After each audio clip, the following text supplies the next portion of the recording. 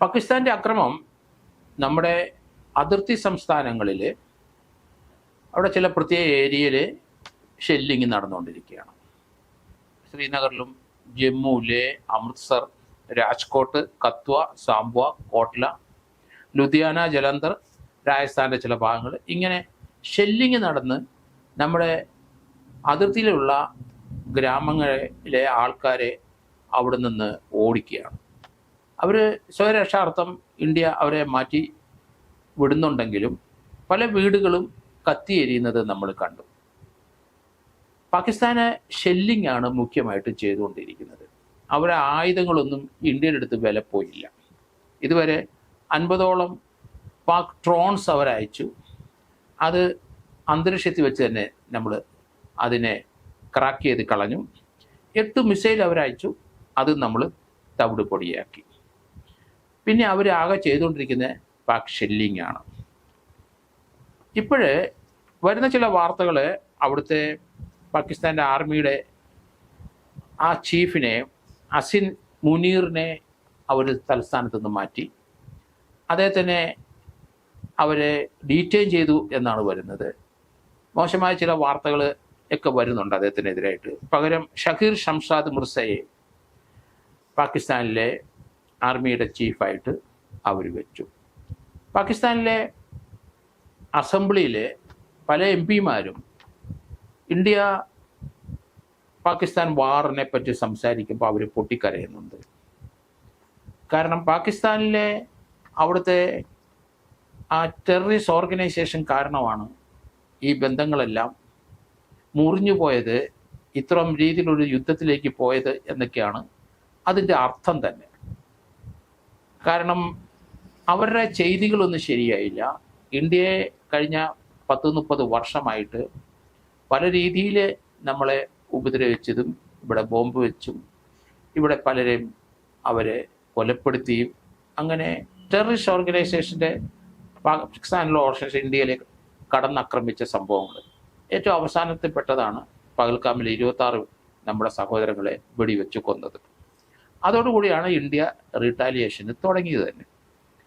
ഇപ്പോൾ നമ്മുടെ ഒപ്പം അമേരിക്ക ചേർന്നിരിക്കുന്നു, അതുപോലെ തന്നെ ഇസ്രായേൽ ചേർന്നിരിക്കുന്നു.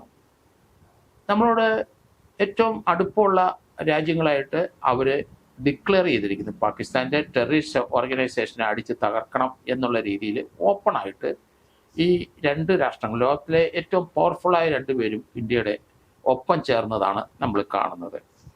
ഇന്ത്യയിലെ ഏകദേശം ഈ ഷെല്ലിങ് കാരണം 16-17 പേരും മരിച്ചിട്ടുള്ളൂ. ഇന്നലെ ആ കൂടെ ഒരു സ്ത്രീ, നമ്മുടെ അതിർത്തിയിലുള്ളൊരു സ്ത്രീ ബ്ലാക്ക് ഔട്ട് പ്രഖ്യാപിച്ചപ്പോൾ അവർ അവിടെ നിന്ന് ലൈറ്റ് ഓഫ് ചെയ്ത് അവർ മാറിപ്പോകാൻ ശ്രമിച്ചപ്പോൾ അവരുടെ കഴുത്തിലെ ഒരു പെല്ലറ്റ് കൊണ്ടു അവർ മരണമടഞ്ഞു. അങ്ങനെ 17 പേരുടെ ജീവനെ നമുക്ക് നഷ്ടപ്പെട്ടിട്ടുള്ളൂ. അതോടൊപ്പം പാകിസ്ഥാനിൽ നിന്ന് അയക്കുന്ന മിസൈലും ഡ്രോൺസും എല്ലാം അന്തരീക്ഷത്തിൽ വെച്ച് തന്നെ നമ്മൾ തകർക്കുകയാണ്. തീമഴ പോലെ ഡ്രോൺസും അതുപോലെ മിസൈലും വരുന്നത് നമ്മൾ ചാനലിലും TV-യിലൊക്കെ കണ്ടിട്ടുണ്ട്. അത് ഇസ്രായേലിൻ്റെ ഹമാസിനോടുള്ള അവരുടെ യുദ്ധത്തിന് വന്നപ്പോഴാണ് അതൊക്കെ നമ്മൾ കണ്ടത്. അതേ രീതിയിലുള്ള ചില ഇന്നലെ TV-കളിലും മറ്റും തീമഴകൾ ആകാശത്തൂടെ വരുന്ന കണ്ടു.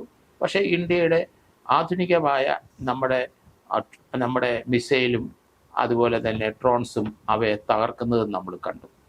ഇന്ത്യക്കാർക്ക് ആർക്കും ഒരു നാശനഷ്ടം ഇവിടെ ഉണ്ടായിട്ടില്ല, ആർക്കും ജീവൻ പോയിട്ടില്ല. ഷെല്ലിങ് മുഖേന നമ്മുടെ അതിർത്തിയിലുള്ള അതിർത്തിയിലുള്ള ഗ്രാമീണർക്ക് ഒരിക്കലും പ്രതീക്ഷിക്കാത്ത രീതിയിൽ ഈ അക്രമം വന്നപ്പം അങ്ങനെ 10-16 പേര് നമ്മൾ കൊല്ലപ്പെട്ടു എന്നല്ലാതെ അതിലപ്പുറം അവരുടെ ആധുനികമായ യുദ്ധ സാമഗ്രികൾ ഉണ്ടെന്നൊക്കെ വീമ്പിളയ്ക്കുന്ന സാധനമൊന്നും ഇന്ത്യക്ക് ഏറ്റിട്ടില്ല, അതൊട്ടും നടക്കത്തില്ല. നമ്മുടെ രാജ്യരക്ഷാ മന്ത്രി പറയുകയും ചെയ്തു, ഇന്ത്യയുടെ ശക്തി എന്താണെന്ന് നിങ്ങൾക്കറിയില്ല, നിങ്ങൾ അതുകൊണ്ട് യുദ്ധം നിർത്തണം, ഷെല്ലിങ് നിർത്തണം, ഇല്ലെങ്കിൽ നിങ്ങൾ പാഠം പഠിക്കും, ഇന്ത്യ നിങ്ങളെ നശിപ്പിച്ചു കളയെന്നുള്ള രീതിയിൽ തന്നെയാണ് അദ്ദേഹം പറഞ്ഞത്. വളരെ ആത്മവിശ്വാസത്തോടെയാണ് അദ്ദേഹം പറയുന്നത്. കാരണം പാകിസ്ഥാൻ 2-3 ദിവസം കൊണ്ട് ഷെല്ലിംഗ് ഒക്കെ നടത്തിയിട്ടും ഡ്രോൺസ് അയച്ചിട്ടും മിസൈൽ അയച്ചിട്ടും ഇവിടെയൊന്നും അത് ഏറ്റിട്ടില്ല. അതേ സമയത്ത് പാകിസ്ഥാൻ്റെ ഇതിന് തിരിച്ചടി മാത്രം നമ്മൾ കൊടുത്തോണ്ടിരുന്നു. നമ്മൾ അവരോടൊരു യുദ്ധമല്ല ചെയ്യുന്നത്, അവരിങ്ങോട്ട് അയക്കുന്ന മിസൈലിനും ഇങ്ങോട്ട് അയക്കുന്ന ഡ്രോൺസിനും പകരം അതേ രീതിയിൽ തിരിച്ചടി കൊടുക്കുകയാണ്.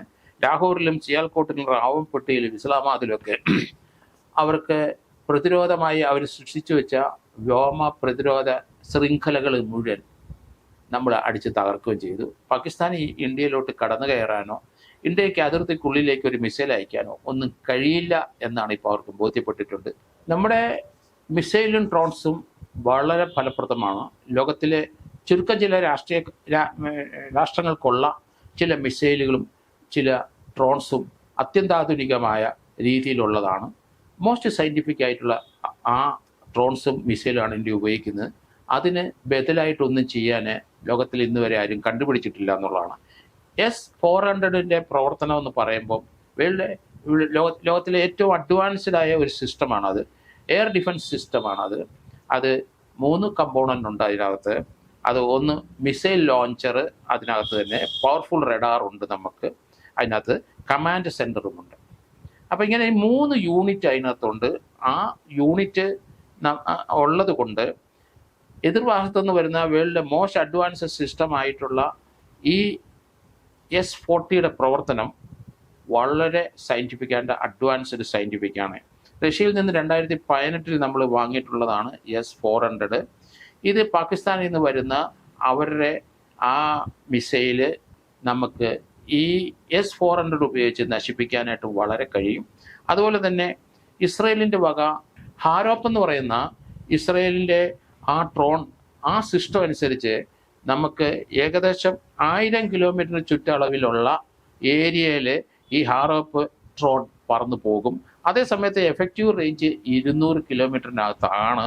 എങ്കിലും 1000 കിലോമീറ്ററിനുള്ളിൽ വരെ ഉള്ള മിസൈലിനെ തകർക്കാൻ ഇവന് സാധിക്കും. ഈ ഡ്രോണ് അതിന് അത് ലോയിറ്റർ ചെയ്ത് നടക്കും എന്നാണ് പറയുന്നത്. 9 മണിക്കൂറോളം അന്തരീക്ഷത്തിൽ അത് പറക്കും ഈ ഡ്രോൺസ്.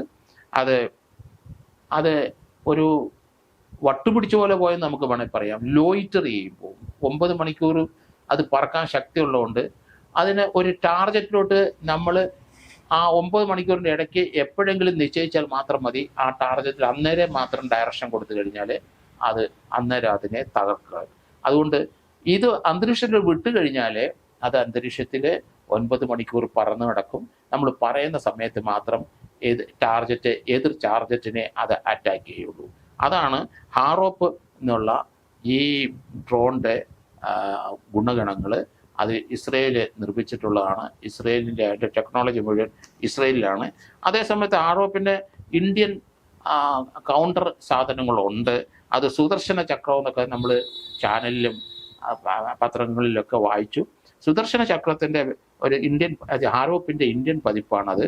അത് ഇങ്ങനെ അന്തരീക്ഷത്തിൽ 9 മണിക്കൂർ പറന്നിരിക്കുകയും ചെയ്യും. ആവശ്യമുള്ള സമയത്ത് നമ്മൾ അതിന് ഡയറക്ഷൻ കൊടുത്തു കഴിഞ്ഞാൽ അത് ലോങ് റേഞ്ചിലുള്ള ആ ഓബ്ജക്റ്റിനെ നശിപ്പിക്കും എന്നുള്ളതാണ്. ഇങ്ങനെ 2-3 എക്യുപ്മെൻറ്റ്സ് ആണ് ഇതുവരെയുള്ള പാകിസ്ഥാൻ്റെ മിസൈലും ഡ്രോൺസും അവരയക്കുന്ന മുഴുവൻ ഔട്ട്ഡേറ്റഡായ സാധനം നമ്മൾ നശിപ്പിച്ചുകൊണ്ടിരിക്കുന്നത്. അതുകൊണ്ട് ഇന്ത്യയെ യുദ്ധത്തിൽ തോൽപ്പിക്കാൻ കഴിയില്ല അവർക്ക് കൂടുതൽ. അതാണ് രാജ്നാഥ് സിംഗ് കൂടെ പറയുന്നത്. അതുകൊണ്ട് ഇത് ലോകത്തിലെ 3-4 രാജ്യങ്ങൾക്കുള്ള അഡ്വാൻസ്ഡ് ടെക്നോളജിയാണ് നമ്മുടെ കയ്യിലിരിക്കുന്നത്. അതുകൊണ്ട് വടി കൊടുത്ത് അടി വാങ്ങരുത്. അതുകൊണ്ട് പാകിസ്ഥാനോട് നമ്മൾ പല പ്രാവശ്യം പറഞ്ഞു, നമ്മൾ യുദ്ധമല്ല ചെയ്യുന്നത്, നമ്മൾ ടെററിസ്റ്റ് ഓർഗനൈസേഷൻ്റെ ക്യാമ്പുകളാണ് നമ്മൾ അറ്റാക്ക് ചെയ്യുന്നത്. ഇന്ത്യയിലെ ഈ അടുത്ത ദിവസം തന്നെ 26 പേരെ നമ്മുടെ സഹോദരങ്ങളെ വെടിവെച്ച് കൊന്ന ആ ലഷ്കർ-ഇ-തോയ്ബയുടെയും അതുപോലെയുള്ള ടെററിസ്റ്റ് ഓർഗനൈസേഷനെ ആണ് നമ്മൾ നശിപ്പിക്കുന്നത്. അല്ലാതെ പാകിസ്ഥാൻ്റെ സിവിൽ ലൈൻസോ അവരുടെ ആളുകളെയോ അവരുടെ നഗരങ്ങളെയോ അവരുടെ ഇൻസ്റ്റലേഷൻസോ അവരുടെ അതുപോലെയുള്ള കോംപ്ലിക്കേറ്റഡ് ആയിട്ടുള്ള അവരുടെ ഡാമോ അല്ലെങ്കിൽ അതുപോലെയുള്ള ഫാക്ടറികളോ ഒന്നും നമ്മൾ തൊടുന്നില്ല. അവരുടെ ടെററിസ്റ്റുകളെ എവിടെയൊക്കെ ട്രെയിനിങ് നടത്തുന്ന നോക്കുക, അവരുടെ ക്യാമ്പ് എവിടെയൊക്കെയാണ്. 24 സെൻറ്ററുകൾ നമ്മൾ കണ്ടിട്ടുണ്ട്. അതിനകത്ത് 9 സ്ഥലം നമ്മളിപ്പോൾ അറ്റാക്ക് ചെയ്തു, 9 എണ്ണം നശിപ്പിച്ചിട്ടുണ്ട്. ആ നശിപ്പിച്ച കൂട്ടത്തിൽ അവിടുത്തെ ലഷ്കർ-ഇ-തോയ്ബയുടെയും മറ്റൊരു പല ചീഫുകളും നഷ്ടപ്പെട്ടു പോയിട്ടുണ്ട്. അവരെയൊക്കെ നമ്മൾ നേരത്തെ പല ചർച്ചകളിൽ അത് വന്നിട്ടുണ്ട്.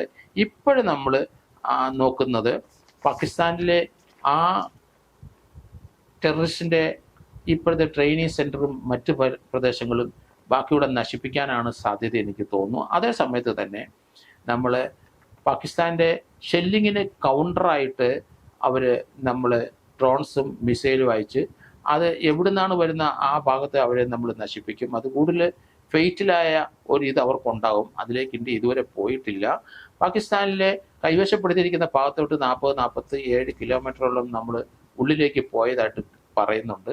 അങ്ങനെയും വാർത്തകൾ വരുന്നുണ്ട്. പാകിസ്ഥാനിലെ സ്ഥിതിവിശേഷം ഇപ്പോൾ വളരെ മോശം തന്നെയാണ്. കാരണം ബലൂചിസ്ഥാന് ആ ഏരിയയിൽ പാകിസ്ഥാന് എതിരായിട്ട് തന്നെ ആ പ്രൊവിൻസ് പാകിസ്ഥാന് എതിരായിട്ട് പട്ടാളക്കാർക്കും അവരുടെ ആർട്ടിലറിക്കും അവരുടെ ട്രെയിനിന് എതിരായിട്ട് എക്സ്പ്ലോഷൻ നടത്തിക്കൊണ്ടിരിക്കുകയാണ്. അതൊരു സ്വതന്ത്ര രാഷ്ട്രമായിട്ട് പ്രഖ്യാപിക്കാനുള്ള സാധ്യതയും വളരെ കൂടുതലാണ്.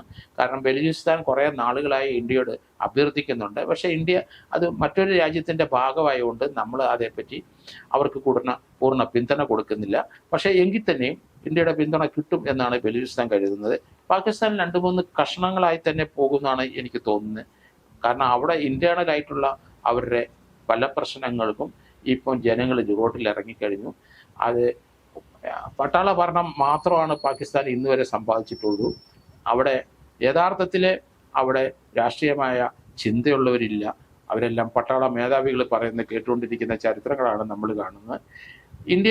ഇസ്രയേൽ എയറോസ്പേസ് ഇൻഡസ്ട്രീസിൻ്റെ വക ആണ് ഈ ഹാർട്ട്രോപ്പ്. ആ ടെക്നോളജി മുഴുവൻ ഇന്ത്യക്ക് കൈമാറിക്കഴിഞ്ഞു. നമ്മൾ ഇന്ത്യയുടേതായ ആ സുദർശന ചക്രം ഉൾപ്പെടെയുള്ള കാര്യങ്ങൾ ഇപ്പം നമ്മൾ അവർക്ക് എതിരായിട്ട് വിനിയോഗിക്കാൻ തുടങ്ങിക്കഴിഞ്ഞു.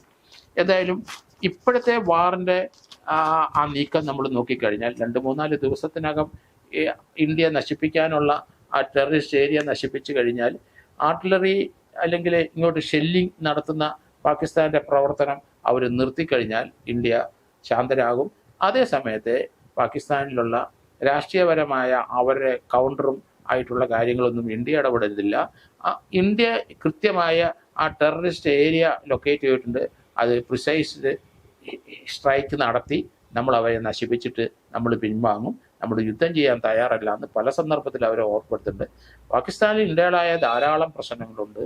അവിടുത്തെ രാഷ്ട്രീയ നേതാക്കന്മാർ തന്നെ പലരും പല ഗ്രൂപ്പിലും ഓരോ പ്രൊവിൻസിലും പ്രത്യേക രാഷ്ട്രങ്ങൾ രൂപം കൊള്ളിക്കാൻ വേണ്ടിയുള്ള ശ്രമം തന്നെയാണ് അവർ നടത്തിക്കൊണ്ടിരിക്കുന്നത്. അതിനകത്ത് ഇന്ത്യക്കൊന്നും യാതൊരു പങ്കുമില്ല. ഇന്ത്യ അതിനകത്തൊന്നും ഇടപെടുന്നുമില്ല.